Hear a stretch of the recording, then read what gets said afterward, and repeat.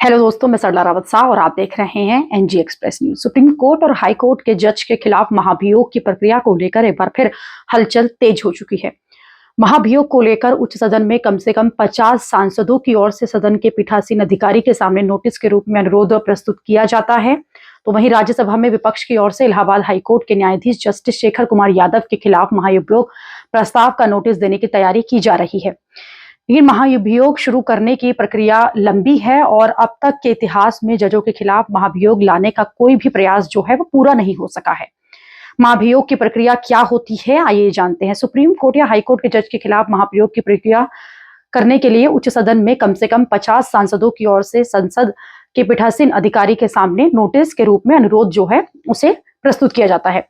Notice को स्वीकार करने के बाद जज पर लगाए गए आरोप जो हैं उनकी जांच के संदर्भ में प्रक्रिया शुरू की जाती है, जिसके लिए 3 सदस्यीय समिति की गठन जो है वो किया जाता है। सुप्रीम कोर्ट के जज के खिलाफ शिकायत के मामले में गठित समिति में सुप्रीम कोर्ट के 2 मौजूदा न्यायाधीश और 1 न्यायविद, जबकि हाईकोर्ट के जज के मामले में गठित कमेटी के सुप्रीम कोर्ट के 1 मौजूदा न्यायाधीश और हाईकोर्ट के मुख्य न्यायाधीश के साथ 1 न्यायविद को शामिल किया जाता है।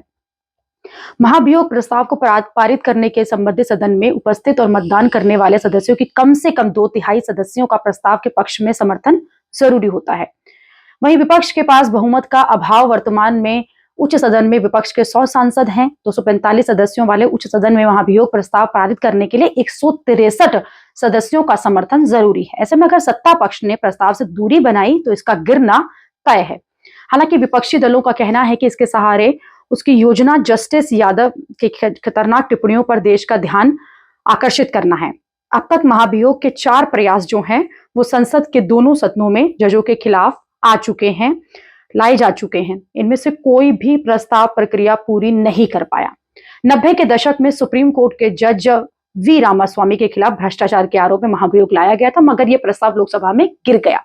तो वहीं साल 2011 में ऐसे ही मामले में कलकत्ता हाईकोर्ट के जज सौमित्र सेन के खिलाफ भी इसी तरह का प्रस्ताव लाया गया। हालांकि प्रक्रिया शुरू होने से पहले ही सेन ने इस्तीफा दे दिया।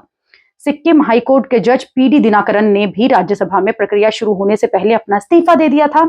अंतिम प्रयास सुप्रीम कोर्ट के जज दीपक मिश्रा के संदर्भ में भी हुआ था। हालांकि साल 2018 में राज्यसभा के सभापति ने इससे जुड़े नोटिस को ही खारिज कर दिया था।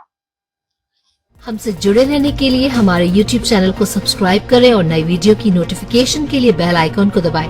अगर आप ये वीडियो Facebook पर देख रहे हैं तो लाइक जरूर करें और ज्यादा से ज्यादा शेयर करें। धन्यवाद।